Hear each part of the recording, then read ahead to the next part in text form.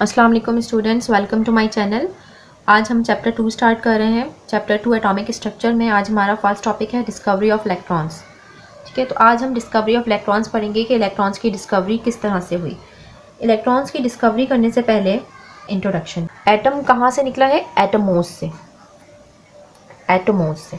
और एटमोस एक Latin word है जिसके मायने हैं इनडिविजिबल, यानी कि ये मज़ीद टूट नहीं सकते, इसको हम मज़ीद डिवाइड नहीं कर सकते। तो एटम को हम मज़ीद डिवाइड नहीं कर सकते।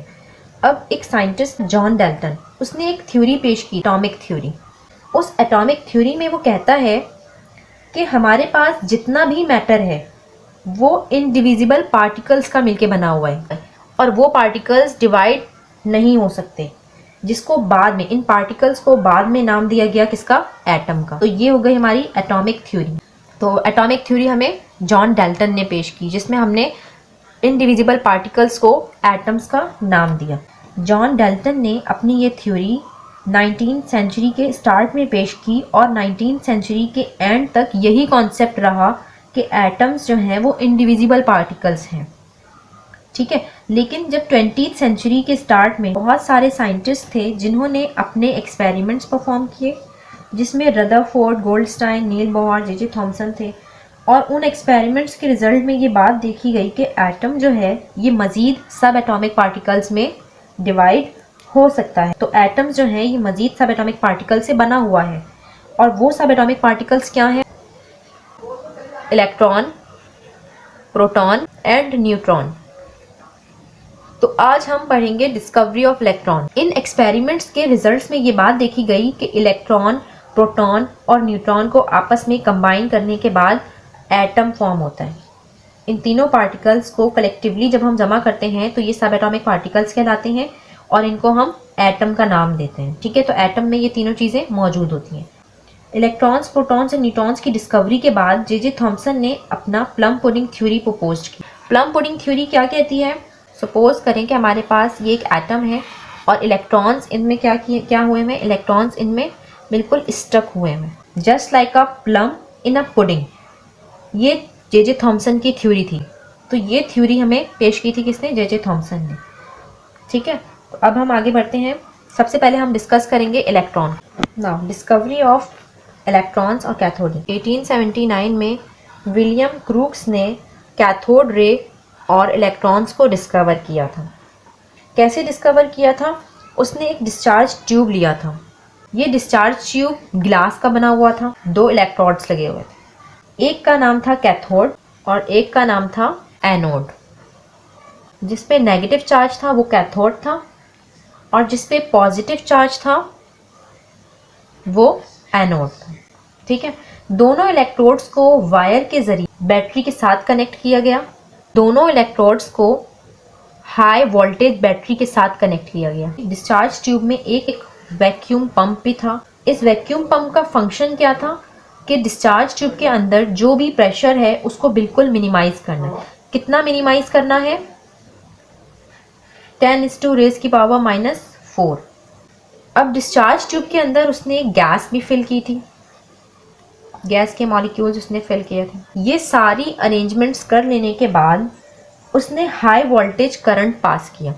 जब उसने हाई वोल्टेज करंट पास किया तो उसने देखा कि कैथोड से शाइनी रेज इमिट होना शुरू हो गए और ये रेज जा रही हैं from cathode towards the anode, यानी कि कैथोड से मूव कर रही हैं, कैथोड से ओरिजिनेट हो रही हैं और मूव कर रही हैं किसकी तरफ? एनोड की तरफ। इन रेज को विलियम क्रूक्स ने कैथोड रेज का नाम दिया क्योंकि ये कैथोड से ओरिजिनेट हो रही थी। इसको कैथोड रेज का नाम विलियम क्रूक्स ने इसलिए दिया क्योंकि ये कैथोड से ओरिजिनेट हो रही हैं, कैथोड रेज। ठीक है, अब ये रेज स्ट्रेट मूव कर रही थी टूवर्ड्स दी पॉजिटिव इलेक्ट्रोड। तो इस पर क्या चार्ज दिया गया? इसको नेगेटिव चार्ज दिया गया। अब हम बात करते हैं प्रॉपर्टीज की। These rays travel in straight lines perpendicular to the cathode surfaces. तो ये जो रेज हमारे पास ओरिजिनेट कर रही हैं कैथोड की तरफ से, इनको नाम दिया कैथोड रेज और ये ट्रैवल करेंगी in a straight line towards the anode और क्या होंगी? परपेंडिकुलर होंगी। अब परपेंडिकुलर किसे कहते हैं? परपेंडिकुलर ऐसे कि ये हमारे पास कैथोड रे ट्यूब है ठीक है, और ये रेज मूव कर रही हैं ऐसे। तो जब भी किसी ऑब्जेक्ट के दरमियान में 90 डिग्री का एंगल बनता है तो वो इसके परपेंडिकुलर होता है। तो एक तो ये हमारे पास स्ट्रेट भी है और ये दूसरा इसके परपेंडिकुलर है। तो एक तो हो गया ये फर्स्ट प्रॉपर्टीज़ की।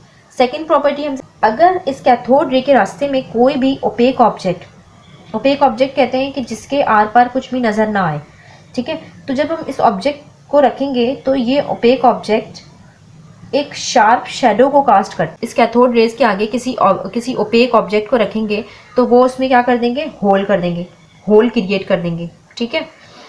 थर्ड प्रॉपर्टी, जब हमने इलेक्ट्रिक फील्ड या मैग्नेटिक फील्ड अप्लाई किया तो हमने देखा कि जो कैथोड रेज थी वो डिफ्लेक्ट हो गई टूवर्ड्स दी पॉजिटिव प्लेट। तो हमें ये पता चला कि जो ये रेज है उसके ऊपर कौन सा चार्ज है, नेगेटिव चार्ज है। हमें ये तब पता चला जब हमने इलेक्ट्रिक फील्ड और मैग्नेटिक फील्ड को अप्लाई किया, तो हमें ये शो हुआ कि ये they are the negatively charge.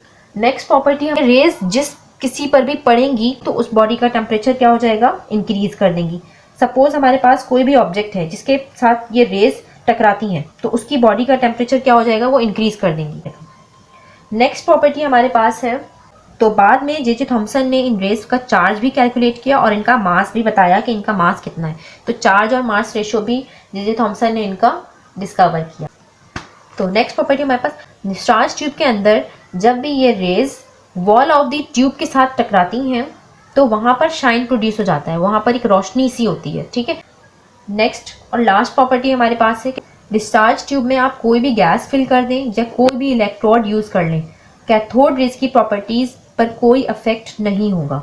ये हमेशा same type of cathode ray produce होगा, ठीक है, इनमें कोई चेंजिंग नहीं आएगी। हम एक्सपेरिमेंट के रिजल्ट्स में हमने क्या कंक्लूड किया कि जो कैथोड रेज की प्रोडक्शन है वो इस गैस पे और इन इलेक्ट्रोड्स पे डिपेंड नहीं करती, इसलिए कैथोड रेज फंडामेंटल पार्टिकल्स हैं, ठीक है।